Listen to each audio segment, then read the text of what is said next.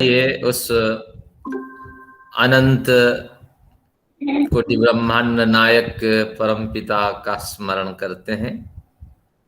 मंत्र लेते हैं, यस्य में हिमवंतो महित्वा, या जो मंत्र मैंने शीट में लिख के दिए थे उन्हीं मंत्रों में से प्रारंभिक 3 मंत्र हम पाठ करते हैं। हमेशा इस तरह पाठ करेंगे ताकि आपको याद रहे।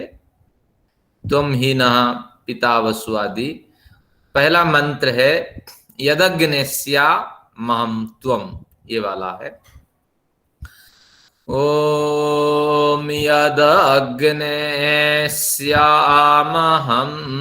त्वं त्वं बाघास्याहं स्युष्टे सत्या इहासिस। ओम जीवान्नो अभिधेतना दित्यासह पुराहथात् कद्धस्थ हवनश्रुत।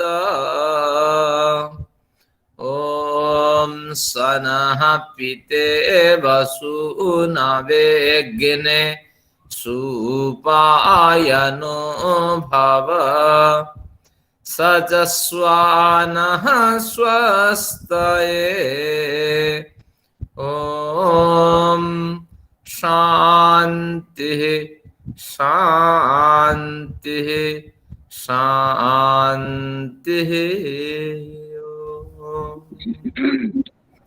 ईश्वर का नमन करते हैं हम सभी मिलकर के, और आप सभी लोगों को मेरा अभिवादन है, कनिष्ठों को स्नेह है। योग दर्शन की कक्षा में थोड़ी हमें तीव्रता लानी है, इस भावना से बढ़ते हैं। हमने पिछली कक्षा में क्या अध्ययन किया था कि मृत्यु का ज्ञान भी हम प्राप्त कर लेंगे अगर संयम, धारणा, ध्यान, समाधि मृत्यु पे केंद्रित करेंगे, या मृत्यु के जो अवयव है सोपक्रम और निरूपक्रम, हमारे साथ जो कर्मानुष्ठान अभी क्रियाशील है उस पे अगर ध्यान करते हैं तो हमारे कर्म के हिसाब से हमारी जो मृत्यु है उसकी संभावना हमें दिखाई पड़ेगी। और जो कर्म अभी हमने किए नहीं हैं, प्राप्त कर लिए हैं लेकिन प्राप्त नहीं किए हैं उसके फल, उससे भी मृत्यु का ज्ञान हो जाएगा। उदाहरण आपके समक्ष है, हमने किसी की पिटाई कर दी व किसी को जान से हमने मार दिया है, तो अभी वो निरूपक्रम कर्म है। हमारी संभावना है कि अगला व्यक्ति भी आएगा, उसके प्रिय परिचित व्यक्ति भी आएंगे और मेरी मृत्यु होने वाली है। तो इस तरह का ज्ञान हो जाता है निरूपक्रम कर्म से। और सुपक्रम कर्म से जैसे हमारा जीवन चल रहा है, जैसी हमारी जीवन शैली है, तो उससे भी हमें ज्ञान प्राप्त हो जाता है कि मृत्यु हमारे नजदीक है या हमसे दूर है। तो इसलिए एक कहा गया है, क्या है, यावत् स्वस्थम शरीरम ही, जब तक शरीर आपका स्वस्थ है, व्यायाम और सदाचार से आप युक्त है, तावन मृत्युश्च दूरतः, तो तब तक मृत्यु आपसे दूर में है, ये समझना चाहिए। स्वस्थ शरीर और सदाचार प्रवृत्त जीवन अगर है तो समझ लेना चाहिए मृत्यु अभी दूर में है। तब आत्मा हितम कुर्यात, तब तक आत्मा के कल्याण पर कार्य आपको करने चाहिए। प्राणांते किम करिष्यति, और प्राण के अंत हो जाने पर कुछ संभव नहीं है, तो हमें स्वस्थ शरीर चाहिए। और मृत्यु तो हमारे सामने दिखाई पड़ती है, एक संभावना साधक लगा लेता है कि अब मृत्यु निकट है या दूर है। तो इस हिसाब से सोपक्रम और निरूपक्रम का दूसरा अर्थ भी हो सकता है कितनी आयु व्यतीत हो गई है, कितनी बीमार से मैं पीड़ित हूँ, ये सोपक्रम है। निरूपक्रम अब बहुत से भोग भोगने हैं, कर भोग पाऊंगा या नहीं। हाँ, अगर जो समस्याएं हैं अरिष्ट साथ में है तो उनका भी अवलोकन करने से, उन पे संयम करने से तो मृत्यु का ज्ञान उसको हो जाता है, अनुमान हो जाता है। तो सभी लोग इसी तरह चले, ये संभवतः ग्रंथकार का अभिप्राय रहा होगा। तो हमेशा हमें मौत को स्मरण करके चलना चाहिए। अगर पता लग जाए कि पढ़ाने वाला 6 माह में जाने वाला है या सुनने वाले 1 साल में जाने वाले हैं, तो निश्चित रूप से एक बड़ी खुशी हो जाएगी। हम जीवन शैली को और चुस्त बनाएंगे। अभी जो एकाग्रता नहीं लग रही है, समापत्ति नहीं लग रही है, तो वो समापत्ति लगने लगेगी, लेकिन ये पता होता ही नहीं है। तो इसलिए हम क्या करते हैं ना, इन मार्गों से हटते जा रहे हैं। तो इसलिए इन्होंने संकेत किया है कि थोड़ा सा ये भी ध्यान रखना है, आयु, अवस्था और बीमारी को ध्यान में लेकर के, कि निकट मृत्यु है तो बहुत से काम हमें कर लेना है। अगली एक सिद्धि चलते हैं। इस सिद्धि का नंबर है, मैंने आज सिद्धि का नंबरिंग कर दिया है तो आपको कठिनाई नहीं होगी। अब तक 6 सिद्धियां हमने पढ़ ली है, तो अब 7वीं सिद्धि ये है, और इस सिद्धि का नाम है कि बल प्राप्ति सिद्धि। हमें बल मिल सकता है, और कौन सा बल है? अब कहेंगे क्या क्या बल मिल सकता है? इसको योग बल, यौगिक बल कहेंगे। ये बल कुश्ती वाला बल नहीं है। तो एक बढ़िया सूत्र आगे हम पढ़ रखे हैं, ये आगे पहले सूत्र पढ़ते हैं। मैत्र्यादिषु बलानि मैत्र्यादिषु संयम कृतेषु सत्सु। मैत्री आदि में संयम करने पर, मैत्री आदि हमने पहले सूत्र पढ़ रखा है। एक मैत्री करुणा मुदितोपेक्षाणाम, ये सूत्र तो सबको याद रहने चाहिए। एक बार फिर मैं पढ़ता हूं। मैत्री करुणा मुदितोपेक्षाणाम सुख दुख पुण्या पुण्य विषयाणाम भावनातश्चित्त प्रसादनम। प्रथम अध्याय का 33वां 1.33 ये सूत्र है। तो इसको बड़ी रुचि के साथ आप अभ्यास में लाइए। इसमें क्या कहता है कि मैत्री करुणा मुदितोपेक्षाणाम, ये पहली पंक्ति को छोड़ दीजिए। अब जो कहता है सुख दुख पुण्या पुण्य विषयाणाम, इस पे ध्यान को केंद्रित करें। सुख, सुख का मतलब सुखीसु, सुखीसु मैत्री, जो पहली पंक्ति हमने छोड़ दी थी, अब उसको लाइए। वहां मैत्री, इधर सुख, सुखी। तो सुखी व्यक्तियों में मित्रता का भाव रखे। देखिए बच्चे विश्वविद्यालय में हम देखते हैं कैसे आपस में बैठ करके हंसी खुशी करते हैं। लड़के लड़कियां, हमें बड़ी खुशी होती है। उनके साथ भी अब हंसी मजाक करिए तो आपको बड़ा आनंद आएगा, और आपको बल मिलेगा कि हम इस आयु में पहुंच गए हैं। ये भावना नहीं रहेगी, तो आपको कुछ ना कुछ आंतरिक बल मिलेगा, मानसिक बल मिलेगा, तो आपको प्रसन्नता मिलेगी। तो ये एक सिद्धि है। अगर साधक लेवल के व्यक्ति है तो आपको अधिक उत्कृष्ट कोटि की सिद्धि मिलेगी, सफलता मिलेगी, जिसको बल कहते हैं। ये बलजन्य सफलता है। तो सुखी व्यक्तियों के साथ मिलकर के आप उनके सुख में भागीदारी बनिए। तो इसलिए वो कहता है सुख दुख सुखीसु मैत्री। फिर दुखी लीजिए, दुखीसु करुणा, मैत्री करुणा मुदित उपेक्षा, वहां 4 है। यहाँ सुख दुख पुण्य अपुण्य 4 है। तो एक एक लगाते हैं। तो सुखीसु मैत्री, दुखीसु करुणा। करुणा की भावना से काम नहीं चलेगा। अगर करुणा की भावना आई तो सेवा सत्कार और जो भी आपकी शुश्रूषा, तो जो भी आपसे बन सके। एक शुश्रूषा शब्द है, इसको आपने कभी ध्यान नहीं दिया। सेवा के साथ शुश्रूषा शब्द भी प्रयोग होता है।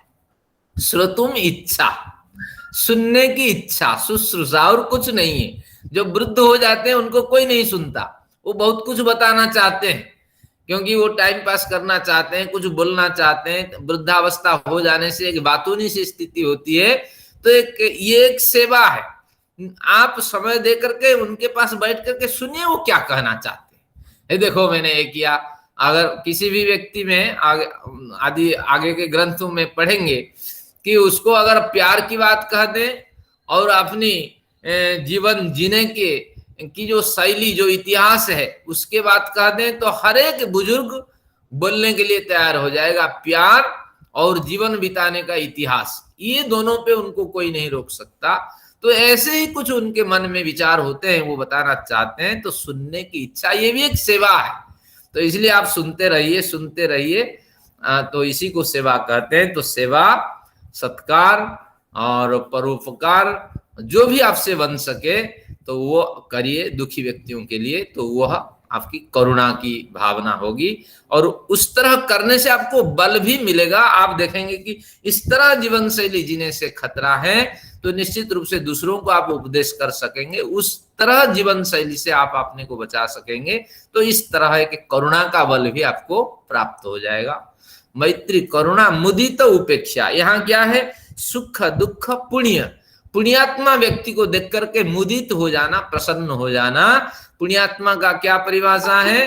कि हमारे आर्ष मान्यता के साथ रहता हुआ, एक समर्पण जीवन जीता हुआ, और निश्चित रूप से सदुपदेश और सदाचरण के व्रत धारण करता हुआ, ऐसे व्यक्ति, आदर्श व्यक्ति आपके सामने दिखाई पड़े तो आपको प्रसन्न हो जाना चाहिए। सारे काम छोड़ करके तो उन्हीं के सानिध्य में रहना चाहिए, उनके उपदेश सुनना चाहिए, या उनकी जीवन शैली को आपको टटोलना चाहिए, देखना चाहिए, कहाँ रहते हैं, कैसे रहते हैं, बोलते हैं क्या, और आचरण कैसे करते हैं। तो इससे बहुत कुछ सीख मिलती है।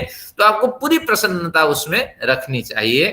तो मैत्री, करुणा, ये मुदित। एक बढ़िया बात याद आ रही है। कभी कभी मैं तो 17 साल से घर से निकला, कभी कभी घर जाता था, तो जब थोड़े दिन रुकता था, 8-10 दिन, तो उस समय मेरे पिताजी होते थे, वो कोई काम नहीं करते थे कि इन दिनों जो काम आएगा दूसरे पंडितों को दे देते थे कि मुझे कोई काम नहीं करना, बच्चों के साथ बिताना है। आपके भी बच्चे बाहर से आते हैं, आप पूरा समय दे देते हैं। तो वो जो खुशी का समय है, शास्त्रकार कहते हैं वो बच्चों को देते तो देते हैं, लेकिन ध्यान रखिए पुण्यात्मा के लिए भी ऐसे समय आपको निकालना है। तो कहीं इधर उधर में होता, अरे वो उसने खाया है नहीं, उसने पिया है नहीं, वो क्या कर रहा है, कहाँ जा रहा है। तो ऐसी स्थिति अगर आप लाएंगे पुण्यात्माओं के प्रति, तो एक अलग बल आपको प्राप्त होगा। तो उससे बहुत कुछ आप सीखेंगे और जीवन में परिवर्तन भी होगा, और आपकी आयु भी बढ़ेगी, आपको बड़ी प्रसन्नता मिलेगी। फिर आगे कहते हैं मैत्री, करुणा, मुदित और उपेक्षा की वृत्ति रखना है। किसमें? सुख, दुख, पुण्य और अपनी आत्मा व्यक्तियों के प्रति। जो अपनी आत्मा, पापी व्यक्ति है और जो संसार में एक निंदित व्यक्ति माने जाते हैं, गर्हित कर्म करने वाले हैं, हिंसा और मिथ्या और दुराचार में फंसे हुए हैं, ऐसे व्यक्तियों के प्रति एक उपेक्षा की भावना रखनी है प्रारंभिक पर्याय में। लेकिन कोशिश तो आपको करना है, सबको साथ में लेके चलना है। किसी अवसर पे उनको भी हमें बदलना है। तो इसलिए तो नारद मुनि ने बदल दिया किसको? वाल्मीकि को। वाल्मीकि के बारे में कहा जाता है। तो एक बुद्ध ने भी एक व्यक्ति को बदल दिया, जो आदमी को मार करके अंगुली माल, इस तरह उनकी उंगलियों का माला बनाता था, उंगलियों की। तो इस तरह हमारे शास्त्रों में कहा गया है। उपेक्षा की भावना से यहाँ कुछ लक्षणा ध्वनित हो रही है, शब्दों के अंदर कुछ लक्षणाएं होती है। पूर्णतः त्याग नहीं करना, लेकिन तत्काल उस समय उसकी बातों पे आपको ध्यान नहीं देना है।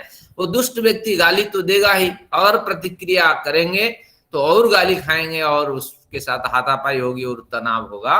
तो तत्काल तो ऐसे व्यक्तियों का साथ छोड़ दीजिए, कि सोचिए कि ऐसे व्यक्ति से तो यही अपेक्षा की जा सकती है, और क्या बड़ा दान हो सकता है, और क्या बड़ी देन इससे हम प्राप्त कर सकते हैं। तो इस तरह भावना रखिए और तत्काल उससे निपट जाइए। लेकिन ध्यान रखिए किसी अच्छे अवसर पे उसको समझाइए और समाज में उसमें बदलाव करिए, उसको समझा करके। तो ऐसे बहुत से व्यक्ति हैं। तो जितने भी हमारे विचार से भिन्न हैं, उन सबको यथा अवसर पे हमारे विचारों से परिवर्तित कर देना है, क्योंकि इस विचार से जीने वालों को शांति मिलती है, प्रसन्नता मिलती है और जीवन सुखद होता है। तो यही ये कहना चाहते हैं मैत्री आदिशु। आदिशु क्या अर्थ है? मैत्री, करुणा, मुदिता और उपेक्षा। इन चारों पे अगर ध्यान केंद्रित करेंगे, यानी आपकी जीवन शैली में आप प्रतिज्ञा कर ले, मैं मैत्री, करुणा, मुदित, उपेक्षा, ये 4 व्रत निभाऊंगा। हाँ, तो अच्छे व्यक्तियों को देख करके, चाहे वो संपन्नता किसी कारण से हो, तो भी आप प्रसन्न हो जाइए। लेकिन हम दुखी होते हैं, देखो कैसे काली कमाई इसकी है, और कैसे गाड़ी चढ़ के घूम रहा है, क्या कर रहा है, वो खटकता है हमारे सामने। लेकिन ऐसी स्थिति शास्त्र मना करता है कि एक योग साधक को ऐसी स्थितियों में नहीं गुजरना है। किसी अवसर पे उसको बदलाव कर दीजिए और उसको समझा दीजिए, लेकिन तत्काल उसमें मैत्री आदि भाव रखें, तो इससे बल की प्राप्ति होगी, एक आत्मिक बल बढ़ेगा, और आप निश्चित रूप से आयु को तो बढ़ाएंगे, साथ साथ सामाजिक कार्य भी आप करेंगे। तो इस तरह ये एक बढ़िया सिद्धि है, और योगियों को तो बड़ा लाभ होता है। और किसी भी बड़े संत महात्मा जो आदर्श व्यक्ति हैं, किसी की बुराई करते हुए मैंने नहीं सुना। लेकिन जो आदर्श व्यक्ति नहीं है, वो तो इसकी बुराई, उसकी बुराई, उसकी बुराई करते हैं। तो इस तरह हमें इस बुराई को छोड़ देने पर निश्चित रूप से हमें एक सिद्धि मिली है, और यही सिद्धि मिली है मैत्री आदिषु बलानि, बल की प्राप्ति हमें हो जाती है। तो ये एक बढ़िया सिद्धि है, इसको जीवन में अपनाइए। सूत्र भी याद रखिए, 1.33 आपको याद होनी चाहिए। क्या है? मैत्री करुणा मुदितोपेक्षाणाम सुख दुख पुण्या पुण्य विषयाणाम भावनात चित्त प्रसादनम। इस तरह बाकी ये तो व्यास जी जो अपने मन में आए इसी को पुष्ट करने के लिए लिखे, ये अनुवाद है, इसको पढ़ लीजिए। जहां समझ में नहीं आए हम बताएंगे। आइए अगली बात करते हैं। अब समय नहीं है, क्योंकि हमने जैसे वचन दिया था आज थोड़ा अभ्यास करेंगे, लेकिन उसी बल के साथ ये सिद्धि जुड़ी है, तो इसको 5-7 मिनट में निपटाते हैं, नहीं तो ये फिर अधूरा रह जाएगी। आगे फिर उस सूत्र को लेना पड़ेगा। बलेसु हस्ति बलादिनी, बल में भी संयम करिए तो आपको हस्ति बल आदि की प्राप्ति हो जाएगी। हाथी आदि जो बलशाली व्यक्ति हैं, उनके बल भी आपको मिल जाएंगे। तो यानी किस बल में संयम करेंगे? कि हाथी के बल में संयम करिए। आगे देखिए, भाष्यकार हमारे सामने बहुत से बलशाली प्राणियों का उदाहरण दिए हैं। हाथी के बल में हम संयम करेंगे, धारणा ध्यान समाधि लगाएंगे। बैनतेय, एक गरुड़ पक्षी होता है, वो बाज को भी चकमा दे देता है, तो उसमें भी बल जबरदस्त होता है। तो इस तरह इस पक्षी के बल में संयम करिए, और वायु के बल में संयम करिए, और जो बलशाली आपको लगे तो ऐसे बलशाली व्यक्तियों के बलों में संयम करिए, तो वो बल आपको मिल जाएंगे। ये कहना क्या चाहते हैं? ये कहना चाहते हैं, ये ऐसी सिद्धि है कि जैसे 5-7 व्यक्ति हम कहीं घूमने जा रहे हैं, बीच में नदी आई, अब उस नदी को पार करना है, तो हम में से एक साहसी व्यक्ति क्या किया कि उस नदी को पार करके उस ओर चला गया। अब हम उस व्यक्ति पे ध्यान को केंद्रित करेंगे उस समय, देखो फलाना भैया, अगर राकेश भैया इस नदी को पार कर जाते हैं, जो नाटे हैं, हाँ, जो हमसे कम सामर्थ्य वाले हैं, तो हम क्यों नहीं भैया पार करेंगे। तो इस तरह अगर आप संयम करते हैं, वहां भी एक संयम है, लेकिन वो ध्यान नहीं रहता, साधकों को वो ध्यान नहीं रहता। तो उसी तरह संयम करके आप सफलता प्राप्त कर सकते हैं। राकेश भैया के बल आपको मिल जाएंगे, यानी तत्वतः मिलेंगे नहीं, लेकिन आपका मानसिक स्तर इतना उन्नत हो जाएगा, मानसिक बल आपका इतना बढ़ जाएगा कि आप नदी को भी पार कर लेंगे। देखो, ये तलवार चलाना सीख लिया और थोड़े दिन में सीख लिया, कितना छोटा सा बच्चा है, वो अगर सीख लेता है तो हम क्यों नहीं सीखेंगे। देखो, ये पीसीएस एग्जाम इन्होंने क्वालिफाई कर लिया। देखो, इसने क्या है, आईएएस एग्जाम में टफ किया, तो हम क्यों नहीं कर पाएंगे। उससे हमारे पास बड़े साधन है, हम निश्चित रूप से प्रयत्न करेंगे, कहीं तो पहुंचेंगे। तो इस तरह अगर मनोवृत्ति बनाएंगे, एक दूसरे को देख करके अगर विकास की ओर हम ध्यान केंद्रित करेंगे, तो निश्चित रूप से हमें उसका बल मिल जाएगा। ये कहते हैं हम हाथी जैसे नहीं होंगे, लेकिन हमारे अंदर जो ताकत है, जितनी सामर्थ्य है, हम उन पूरे सामर्थ्य का उपयोग कर सकेंगे। अगर आदर्श व्यक्ति को सामने लेके चलेंगे, तो यही बात कहते हैं। तो निश्चित रूप से इस कक्षा को अध्ययन करके, जैसे मैं सूत्र पाठ करता हूं, तो आपको मुझ पे भी ध्यान केंद्रित करना चाहिए कि हम थोड़े दिन में इस तरह सूत्रों को अभ्यास कर लें, और अभ्यास करके क्या करें कि हस्ती बल प्राप्त करें और आचार्य जी के बल प्राप्त करें। तो इस तरह एक विनोद के साथ ये बल का प्रकरण है। तो बल प्राप्ति रूपी जो साधन है, जो सिद्धि है, तो उनकी समाप्ति यही करता हूं। तो इस तरह ये एक सिद्धि है। आगे पढ़ेंगे थोड़ा सा ध्यान करके, फिर आगे के प्रकरण हम पढ़ेंगे। आगे के प्रकरण में बहुत कुछ है विषय, उसको पढ़ेंगे। चलिए, तो आज इसको यहीं विराम दे देते हैं, थोड़ा ध्यान पे केंद्रित करते हैं। बड़े दिन से ये प्रकरण है, क्योंकि जब भी योग दर्शन आप पढ़ते हैं तो आपको इसी प्रकरण में योग दर्शन के जो तृतीय पाद जब अध्यापन कराया जाता है तो उसी समय ध्यान साधना का अभ्यास करा दिया जाता है। फिर आप धीरे धीरे आपका विचार प्रौढ़ हो जाता है और दर्शन खत्म होते होते तो आप पूरा अभ्यस्त हो जाते हैं। ध्यान साधना कोई बड़ी साधना नहीं है, लेकिन कुछ ट्रिक्स होते हैं, इसको आपको समझना है। देखिए, इस सीट को का वाचन तो मैंने कर लिया था, अब आपको थोड़ी एकाग्रता के साथ इस सीट को देखनी है। देखिए, ओंकार उपासना, योग दर्शन में ओंकार पे उपासना करने का उपदेश दिया गया है। क्या कहाँ प्रमाण है? ना तस्य वाचक ईश्वर प्रणिधानाद वा, फिर इसको कहने के बाद ईश्वर प्रणिधान करिए। फिर आगे क्या कहा कि तज्जपः तदर्थभावनम, नहीं, प्रणव तस्य वाचकः प्रणवः ईश्वर प्रणिधानाद वा, ये सूत्र कहा। फिर ईश्वर क्या है?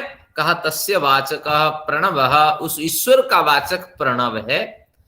अब फिर अगला सूत्र में कहा तज्जपस्तदर्थभावनम, उस प्रणव का जप करना, उसकी अर्थ की भावना करना, यही वास्तविक रूप से ओंकार की उपासना है। तो प्रथम प्रकरण में ये बिल्कुल स्पष्ट कर दिया कि योग दर्शन की जो उपासना पद्धति है, ओंकार उपासना पद्धति। अब हमें उपासना पद्धतियां हमारे पास कई है। हम गायत्री मंत्र पे भी उपासना कर सकते हैं, महामृत्युंजय पे कर सकते हैं, और सच्चिदानंद ब्रह्म पे कर सकते हैं, आनंदमय अभ्यासात पे कर सकते हैं। लेकिन कहाँ पे इसका उपयोग होना है ये हमें समझना है। बारी बारी से हम विचार, कुछ दिन हम गायत्री मंत्र की उपासना करें, कुछ दिन फलाने का करें, कुछ दिन करें, तो इस तरह भी हम कर सकते हैं। लेकिन बड़ी सफलता सिद्धि के लिए हमें किसी एक मंत्र की उपासना बड़े लंबे समय तक करनी होती है, तब जाके सफलता मिलती है, ये विद्वानों का कहना है। तो मैं ओंकार उपासना करता हूँ। हमारे यहाँ खन्ना साहब हैं, ये गायत्री मंत्र की उपासना करते हैं। इनका विचार था क्या मैं छोड़ दूं, ओंकार उपासना करूं? मैंने कहा नहीं, सफलता तो मिलती है जो जिस मंत्र की उपासना में पहले से लगा हुआ है, तो उसी मंत्र की उपासना वो करें। अब हम उस क्रम तक चलेंगे कि कहाँ से हमें ओंकार को स्थान देना है, कहाँ से हमें गायत्री मंत्र को जोड़ना है। तो ये कुछ रहस्य है। हम बहुत से विद्वानों के पास बैठते हैं, उनके विचार सुनते हैं, तो उस समय हमें समझ नहीं आता, ये कुछ कहते हैं, वो कुछ कहते हैं। जब ग्रंथ पढ़ते हैं तो सारे प्रमाणों के साथ उसका अध्ययन करेंगे। तो ये प्रारंभिक प्रस्तुति है। ये 4 हिस्सों में आपको ये साधना का प्रकरण आपको मिलेगा। कुछ प्रारंभिक प्रस्तुति में 2-3 मंत्र पाठ करने होते हैं। तो अब आपको कोई पूछे कि योग दर्शन की उपासना पद्धति किस पे केंद्रित है, तो निश्चित रूप से कहेंगे ओंकार पे केंद्रित है। अब हमें, जैसे मैंने कहा था, पहले एक मंत्र का पाठ करेंगे, संस्कृत वाला जो श्लोक है। क्या था? ईश्वराय नमस्तुभ्यम जनन्यै च नमो नमः जनकाय नमस्तेस्तु भूयः श्री गुरवे नमः। जब ईश्वराय नमस्तुभ्यम विचार करेंगे, सबसे पहले बैठेंगे। लेकिन ये इससे पूर्व भी एक बात समझना है कि ध्यान साधना करते समय क्या हम नहा धो करके सारे मोशंस क्लियर करके ध्यान साधना करें, या जब मर्जी तब करें? तो हमारे शास्त्रकार कहते हैं आसन आप कहीं भी बैठ लगा सकते हैं, सो करके, बैठ करके, उठ करके। तो इसलिए ध्यान साधना के लिए कोई समय, कोई आसन, कोई स्थिति ये निर्धारित नहीं है। लेकिन अगर मोशंस क्लियर हो जाते हैं और आप अभ्यस्त व्यक्ति हैं तो आपकी उस समय ध्यान साधना अधिक एकाग्रता के साथ लगेगी। लेकिन अगर आप अभ्यस्त नहीं हैं, जैसे आयु बढ़ती है तो उस समय मोशंस आदि क्लियर नहीं होते हैं या कई समस्याएं होती है, तो सोने से पूर्व आप ध्यान साधना लगाइए और जागते ही आप ध्यान साधना लगाइए। साधना में कभी विलंब नहीं करनी चाहिए। और फिर जब आप निवृत्त हो जाएं, एक हल्की ध्यान साधना अलग से उसमें लगाइए। जब जब आपको अवसर मिले, आप महसूस करें मैं खाली हूं, तब ध्यान साधना लगाइए। लेकिन ऐसा कोई नियम नहीं है। लेकिन संध्या में नियम है कि सूर्य उदय और अस्त के बीच में आपको संध्या करनी है। लेकिन साधना के लिए कोई नियम नहीं है, कोई नियम बंधित नहीं है। पुराण में भी इसकी बड़ी कथाएं आती है। कोई व्यक्ति टॉयलेट जा रहा था, पुराण में आती है कथाएं, क्योंकि मैं तो इस परंपरा का माहिर व्यक्ति हूँ, सनातनी परंपरा का। तो कोई व्यक्ति टॉयलेट जा रहा था, भगवान का नाम ले रहा था, तो लक्ष्मी देवी नाराज हो गई और खूब जोर से पत्थर मारा, उस व्यक्ति की मृत्यु हो गई। तो फिर ब्रह्म हत्या पाप लक्ष्मी देवी पे लग गया। तो इस तरह की कथा, फिर भगवान लक्ष्मी देवी को मर्त्य भेजे, फिर वो पाप का भी धुलाई करने के लिए वर्षों यहाँ रही। तो ये कुछ कथाएं हैं, केवल समझाने के लिए है, तात्पर्य है, कोई मायने नहीं रखता ईश्वर उपासना के लिए। लेकिन इसको आपको समझना पड़ेगा कि जिस समय आप ध्यान लगाते हैं वो क्या एकांत स्थान है, एकांत समय है, आपकी एकाग्रता लग सकेगी या केवल दिखावा। तो ये विषय आपको निर्धारित करना है। तो अब आते हैं, तो आप ध्यान साधना की शुरुआत करते हैं और ईश्वराय नमस्तुभ्यम, ईश्वर का स्मरण करिए। कैसे ईश्वर सब ओर व्याप्त है, ये छोटी सी पंक्ति बोल के थोड़ी देर ईश्वर का स्मरण करिए। अब फिर आगे क्या है, जनन्यै च नमो नमः, जीवित हो या मृत हो उस जननी का स्मरण करिए कि बचपन से लेकर के जब तक जीवित रही तो हमारा ही कल्याण कल्याण करती रही, सोचती रही, आशीर्वाद की वृष्टि करती रही, फिर वह कर रही है इस तरह की। फिर जनकाय नमस्तुभ्यम, ध्यान साधना नहीं करते तो ये स्मरण भी आप नहीं करते, उस पिता का स्मरण करिए कि जिसके कारण से आपको इस शरीर मिला और आपका सेक्स डिटरमिन, लिंग निर्धारण हुआ और निश्चित रूप से वो आपके पालक रहे। भूयः श्री गुरवे नमः, यहाँ एक वचन है। और इसके अतिरिक्त तुरंत गुरु के श्रेणी में आपके सास आते हैं, सास आती है, ससुर आते हैं, इनका भी स्मरण करिए, जीवित है या मृत है। और सारे गुरु आचार्य, पूरी जो परंपरा है, यहाँ तक जो परंपरा, तो उसका भी स्मरण करिए। भूयः श्री गुरवे नमः, धीरे धीरे इसका पाठ करिए। फिर वेद मंत्र पे आ जाइए। यमाय मधुमत्तमम राज्ञ हव्यम जुहोतन, इदम नम ऋषिभ्यः पूर्वजेभ्यः पूर्वेभ्यः पथिकृतिभ्यः। ओम का मतलब है परमपिता, आप यम है, आपके लिए मैं स्तुति रूपी हवि निवेदन करता हूँ, स्तुति रूपी पुकार आपको समर्पित करता हूँ।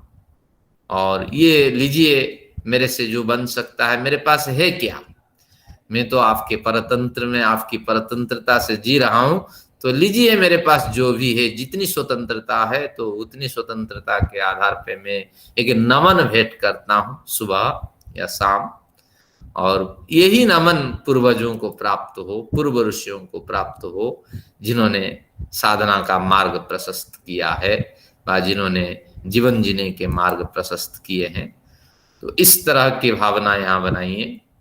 और नमः संभवाय च मयो भवाय च, सम यानी आपका सुख स्वरूप है, सुख स्वरूप जो है और जो अतिशय सुख कराने वाले हैं, सुख प्रदान करने वाले हैं। तो मयः जहां लगता है वो भी सुख का वाचक है, लेकिन एक सुख स्वरूप है, एक सुख प्रदान करने वाले हैं। यहाँ भी सम जो है वो सुख का वाचक है। अब यहाँ कल्याण पर का अर्थ लेंगे, कल्याण स्वरूप जो है और कल्याण कराने वाले हैं।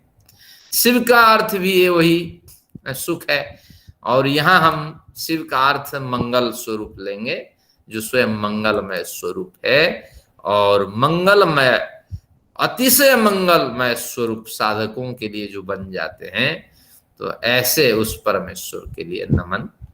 तो इतना कर लेने के बाद ये संकल्प वाक्य को दोहराएंगे। हे परमात्मन, मैं विविध दुखों की निवृत्ति और आनंद की प्राप्ति के लिए अपने पूर्ण सामर्थ्य से आपका ध्यान करने के लिए आपकी शरण में आया हूं। मुझे इस कार्य में सफलता मिले, ऐसी कृपा कीजिए। तो यहां तक अभ्यास करते हैं, फिर अष्टांग योग पे थोड़ा चलेंगे। तो ये मंत्र तो मुझे याद है, मैं केवल यहाँ रखता हूं। और आप क्या करें, घर में तो इसको क्या करेंगे ना, देख करके अभ्यास करिए कुछ दिन। अभी तो लंबा चलेगा, चतुर्थ अध्याय पूरे होते होते आप योग में माहिर हो जाएंगे। तो मैं फिर एक दिन अनुराधा जी से करवाऊंगा, एक दिन उर्मिल मैडम जी, एक दिन भूपेंद्र खन्ना साहब से, ये पूरे प्रकरण समझ करके मैं 8-10 दिन आपके साथ करूंगा। तो हर दिन थोड़े थोड़े समय निकालेंगे या हर हफ्ते निकालेंगे, फिर इसका अभ्यास कराएंगे। चलिए, अब ये पूर्व जो प्रारंभिक प्रस्तुति है उस प्रस्तुति को प्रारंभ करते हैं। और आप व्यवस्थित होके बैठ जाइए। पहले आंखें आपकी कोमलता से बंद होनी चाहिए। दोनों हाथ घुटने पे हो या आप ध्यान मुद्रा में बैठ सकते हैं।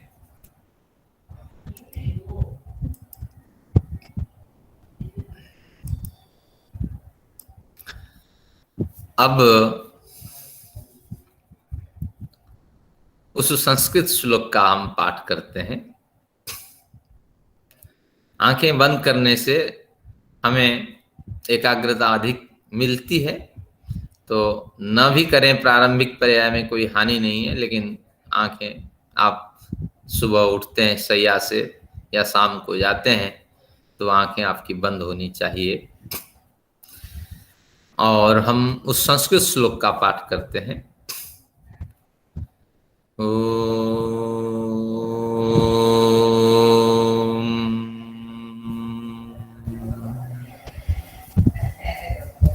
ईश्वराय नमस्तुभ्यं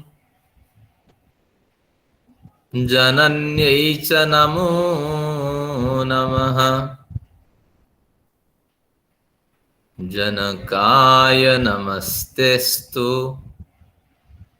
भूयः श्री गुरवे नमः। ओम यमाय मधुमत्तमं राज्ञे हव्यं जुहोतन इदं नम ऋषिभ्यः पूर्वजेभ्यः पूर्वेभ्यः पथिकृद्भ्यः। ओम नमः संभवाय च मयो भवाय च नमः शंकराय च मयस्कराय च नमः शिवाय च शिवतराय च। हे परमपिता, मैं विविध दुखों की निवृत्ति और आनंद की प्राप्ति के लिए अपने पूर्ण सामर्थ्य से आपका ध्यान करने के लिए आपकी शरण में आया हूं। इस कार्य में मुझे सफलता मिले, आप ऐसी कृपा कीजिए। अब धीरे धीरे आप आंख खोल सकते हैं। ये प्रारंभिक तैयारी हमारी पूरी हो गई। जैसे मैंने कहा था, ये मंत्र मैं हमेशा अभ्यास करता हूं, तो इसलिए कोई कठिनाई नहीं है। तो आप इस तरह अभ्यास करिए। अभी हमने पढ़ा था ना कि मैत्री आदिशु बलानी और हस्ति बलादिनी च। तो मुझ पे आप ध्यान धारणा समाधि को केंद्रित करिए। तो जैसे मैं बोलता हूं, थोड़े दिन में आप इस कड़ी से जुड़ जाएंगे, तो आप साधक बन जाएंगे। तो इस तरह एक बार और करके देखते हैं प्रारंभिक तैयारी, ताकि आपको कठिनाई ना हो। छोटी छोटी तैयारी हम करेंगे ताकि आपको कठिनाई ना हो। कुल ध्यान साधना 20 मिनट लगते हैं, तो लेकिन जब हम असंप्रज्ञात समाधि पे जाते हैं, थोड़ा उसको खींचते हैं समापत्ति आदि के माध्यम से, तो आधे घंटे तो इसमें लग जाते हैं। तो आइए एक बार फिर इसको करते हैं, फिर व्यवस्थित होके बैठ जाते हैं। अब एक बार फिर ओंकार के साथ मंत्र पाठ करते हैं, श्लोक पाठ करते हैं।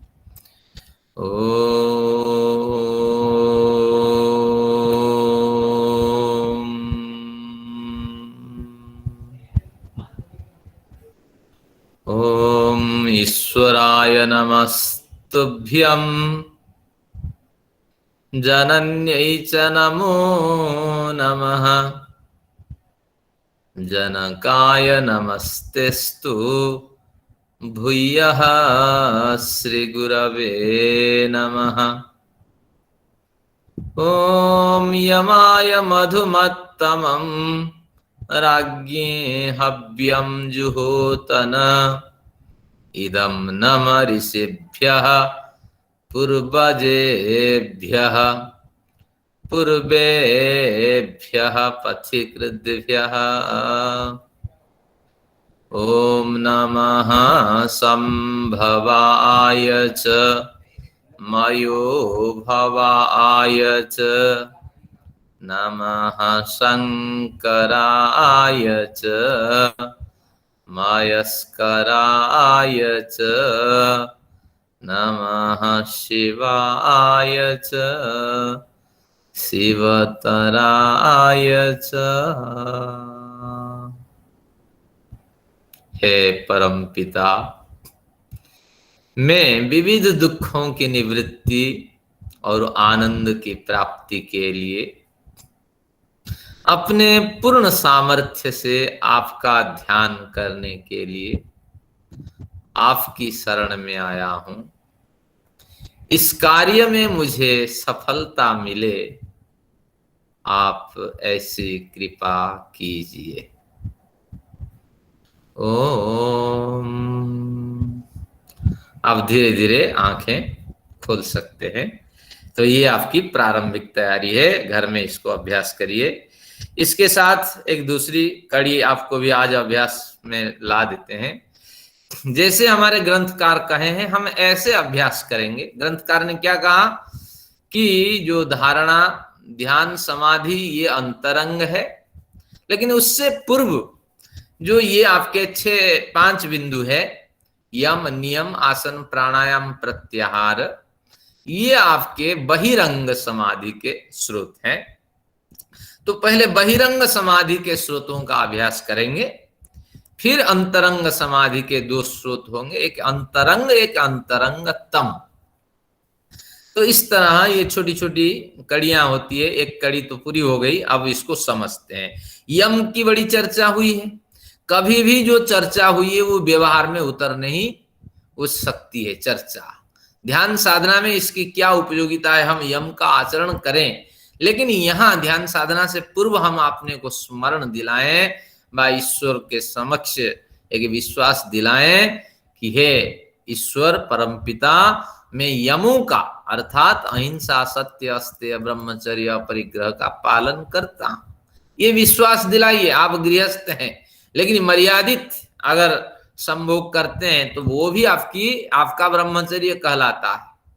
तो इस तरह अहिंसा का तो आप पालन करिए, सत्य की जो कमी है उसकी पूर्ति करिए, अस्तेय की भावना ही मस्तिष्क से हटा दीजिए। तो इस तरह ये ईश्वर के पास एक तरह का संकल्प है भाई, एक सत्यापन जैसे होता है ना, कि मैं पूरे होश आवास के साथ शपथ करता हूं कि राष्ट्र की अखंडता, सार्वभौमिकता के लिए प्रयत्नशील रहूंगा। फिर जैसे हमारे पास बजट आते हैं तो हम उसको घोटाला करते हैं। तो ऐसी स्थिति ना हो, तो इसलिए यम का आप स्मरण करें कि मैं इन अहिंसा, सत्य, अस्तेय आदि का पालन करता हूं। फिर नियम का, ये भी व्यवहार में नहीं उतर सकते हैं। लेकिन व्यवहार में रहते हुए, उतारते हुए यहाँ भी हम सत्यापन करते हैं, मैं इसको स्मरण करते हैं, परमपिता मैं नियमों का आचरण करता हूं। तो क्या क्या नियम है कि शौच, संतोष, तप, स्वाध्याय और ईश्वर प्रणिधान, ये आपका स्मरण हो जाएगा। साथ में कोई यम की चर्चा करें तो आप फटाफट कहेंगे कि यम 5 है, नियम 5 है, ये इसके स्वरूप है। और आसन, स्थिर सुखम आसनम, ये पूरे 8 अंगों के सूत्र आपको याद होने चाहिए। मैं सुखासन पे उपविष्ट हूं, और इतना बोलने के बाद स्थिर सुखम आसनम आपका स्मरण होना चाहिए कि मैं सुखपूर्वक लंबे समय तक बैठने वाले आसन में बैठ चुका हूं। ये आसन का स्मरण करना है। अब आया प्राणायाम। प्राणायाम तो आपको करना है, तो इसमें भी हम ईश्वर का स्मरण करते हैं। ईश्वर, मैं अपने सामर्थ्य के अनुरूप प्राणायाम का अभ्यास कर रहा हूं।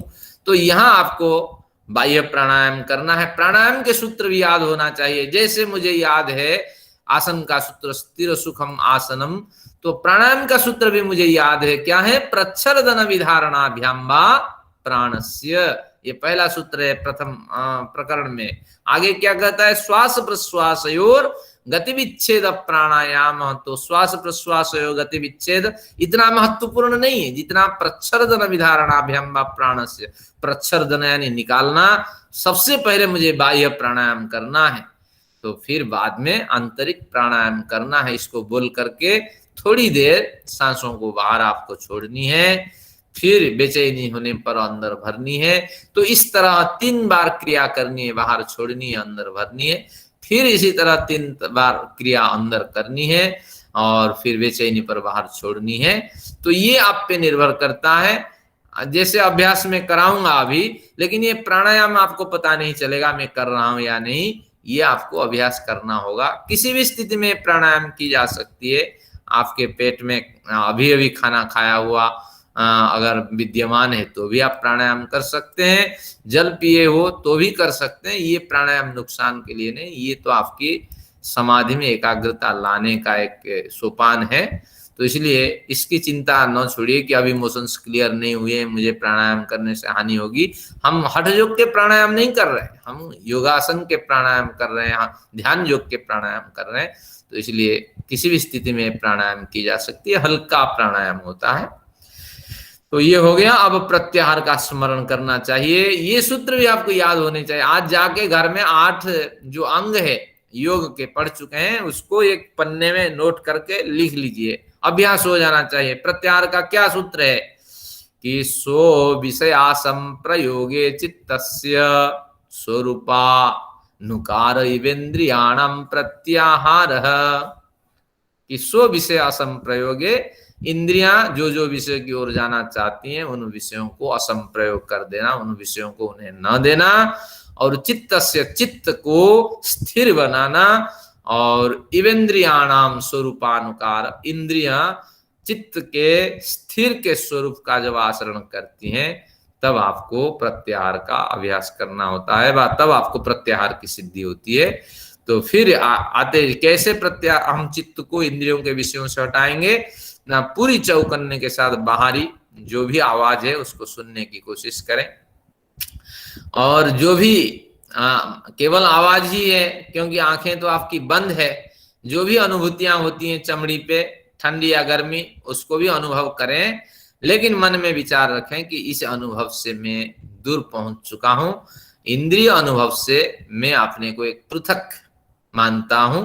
तो इसके लिए इसमें अधिक एकाग्रता लाने के लिए विद्वान लोग ये कहते हैं कि आते जाते सांसों पर थोड़ी देर ध्यान को केंद्रित करें। सांसें कैसी आती है कि ये बाहर से आती है और फिर इधर से सांसें निकल जाती है, तो एरो बन जाता है। हमारा जो हार्ट है वह नाभि है, नाभि उस एरो की नोक है, और यहां से सांस अंदर घुसी और यहां से निकली। तो इस तरह की एरो की कल्पना करें, मेरी नाभि, एरो के जो सर है, बाण है, उसकी नोक है मेरी नाभि, उसका नोक है, और इधर से सांस आ रही है, इधर से जा रही है। लेकिन प्रारंभिक साधक आने वाली सांस को जाने वाली सांस समझेंगे, और जाने वाली सांस को आने वाली सांस समझेंगे, लेकिन इसमें ध्यान केंद्रित करना है। जब भी आप सांस खींचते हैं, सांस आती है और निकलते वक्त निकलती है, तो जब आप करेंगे खुद पता लगेगा कि नहीं नहीं, मैं ध्यान गलत विषय पे केंद्रित करता हूं, कि जाने वाली सांस को मैं आने वाली सांस समझता हूं। तो इस तरह स्थिति आपको लानी है।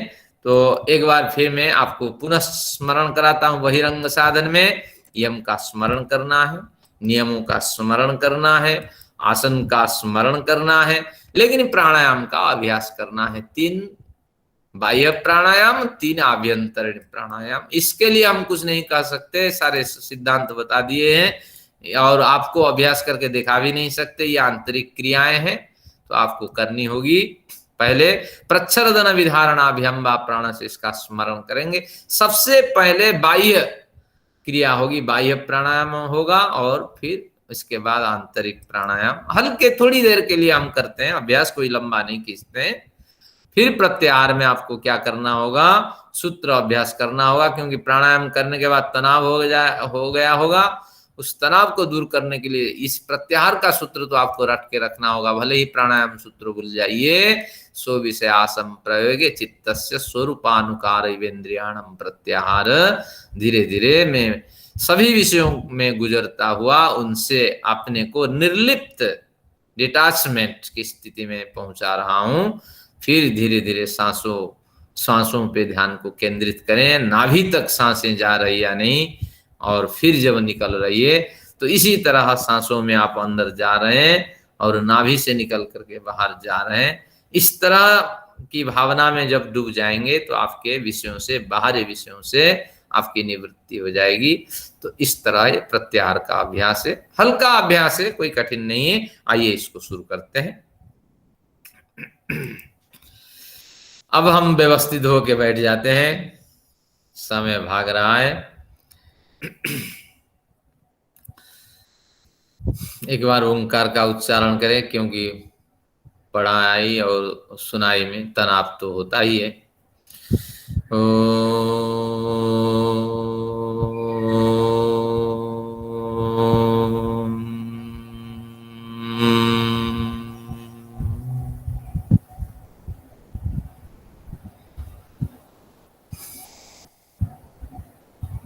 हे परम पिता, मैं यमों का अर्थात अहिंसा, सत्य, अस्तेय, ब्रह्मचर्य और अपरिग्रह का पालन करता हूं।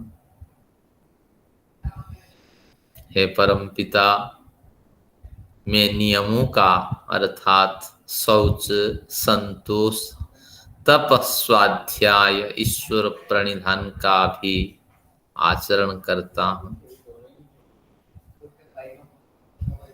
हे परम पिता, मैं सुखासन में बैठा हुआ हूँ, उपविष्ट हूँ, स्थिर सुखम आसनम। हे परम पिता, मैं यम नियम आसन के अभ्यास के उपरांत प्राणायाम की ओर प्रवृत्त हो रहा हूँ।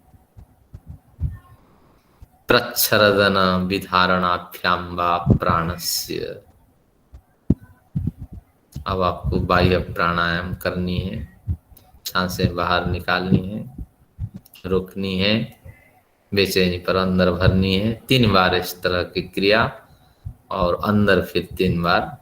ये दिखाई नहीं जा सकती, ये क्रिया आप स्वयं करें।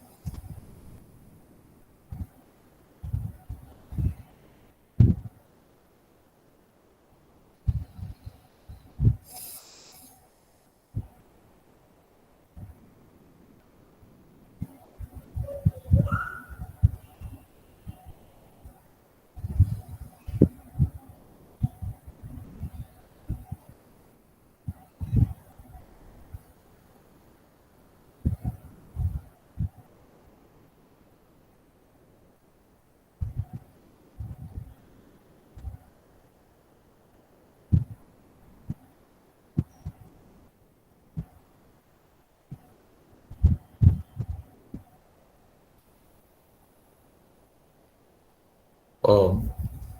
एक क्रिया मेरी हो गई, जिनकी नहीं हुई है कोई बात नहीं, मेरे साथ चले, क्योंकि ये क्रम आपको भूलेगा। बार बार अभ्यास करने से आपको ये क्रम याद रहेगा। तो इसको याद रखने के लिए फिर यम नियम का आपको स्मरण करना पड़ेगा। हे ईश्वर, मैं यम नियम आसन प्राणायाम का अभ्यास कर लिया हूं, अब प्रत्याहार का अभ्यास करने जा रहा हूं। अब सूत्र आपको याद रखनी पड़ेगी। प्रत्याहार के स्तर पे आते आते आपको सारी विस्मृति हो जाएगी।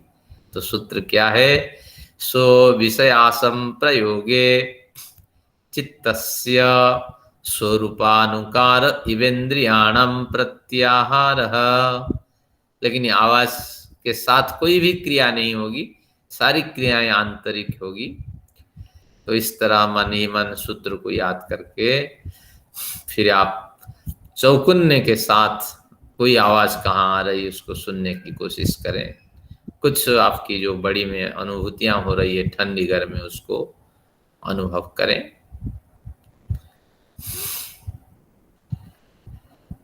थोड़ी देर के बाद फिर आप आते जाते सांसों पे ध्यान को टिकाएं और इतना उसमें निमग्न हो जाए कि आपको बाहरी विषय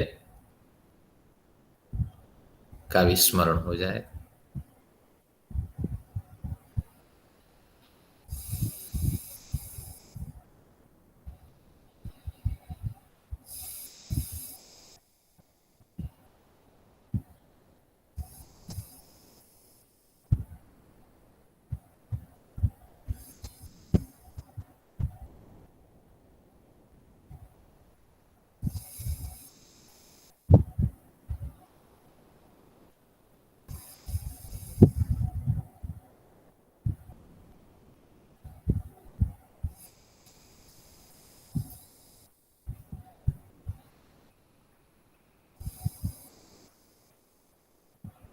ओम। आइए, कोमलता के साथ आप आंख खोल सकते हैं। और आज की ये क्रिया केवल एक बेसिक क्रिया रही। कल दोनों क्रियाओं को एक साथ हम करेंगे और फिर हमें समझ में आएगी कि प्रारंभिक क्रिया और बहिरंग क्रिया, इन दोनों में हम अभ्यस्त हो गए हैं। कोई बड़ी विधि नहीं है, डरने की कोई बात नहीं है। केवल 3 सूत्र इसमें महत्वपूर्ण होते हैं, याद रखने हैं। क्या ही सही पूर्वेशामपि गुरु कालेन अनवच्छेदात् तत्र निरति स्वयं सर्वज्ञ बीजम क्लेश कर्म विपाकाशैरपरामृष्ट पुरुष विशेष ईश्वर। यही तीनों याद रखनी है। बाकी टेक्निक होती है, किस टेक्निक पे क्या लेना क्या लेना क्या लेना, बाकी तो सब रूटीन के कार्य हैं। तो चलिए, आज तो समय हो गया है, सत्र को यहीं समाप्ति करता हूं। आप सभी लोगों का कल्याण हो। जिनको जाना है वो जा सकते हैं, और जिनको कुछ विचार महत्वपूर्ण प्रस्ताव लगते हैं तो आप